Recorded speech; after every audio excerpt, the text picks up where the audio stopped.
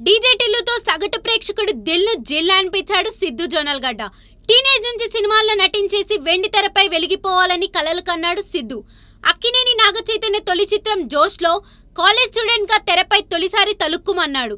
తర్వాత కొన్ని చిత్రాలలో నటించిన ప్రవీణ్ సత్తారు దర్శకత్వంలో రూపొందిన మొదటి సినిమా LBWలో కీలక పాత్రలో కనిపించాడు సిద్ధు. తర్వాత ప్రవీణ్ సత్తారు డైరెక్షన్లోనే రూపొందిన గుంటూరు టాకీస్లో భలేగా అలరించాడు సిద్ధు. ఆ సినిమాకు కథామాటలు రాయటమే కాదు, ఆ సినిమాతో గాయకునిగాను మారాడు సిద్ధు. కృష్ణ అండ్ హిజ్ లీలా, మావింత కథ వినుమా చిత్రాలతోనూ నటునిగా కాసన్ని మార్కులు పోగేశాడు. ఆపై డీజే టిల్లుతో సాలిడ్ హిట్ పట్టేశాడు. ఆ సినిమా ఫ్రాంచైజీలో తరువాత భాగంగా టిల్లు స్క్వేర్ రూపొందింది. ఈ సినిమా పూర్తయి చాలా రోజులే అయింది. విడుదలలో జాప్యం జరుగుతుంది. ఎట్టకేలకు మార్చి 29న టిల్లు స్క్వేర్ విడుదల కానుంది. ఈ ఏడాది మరో 2 సినిమాలతోనూ అలరించే ప్రయత్నంలో ఉన్నాడు సిద్ధు. మరి ఈ చిత్రాలు సిద్ధుకి ఎలాంటి మార్కులు సంపాదించి పెడతాయో చూద్దాం.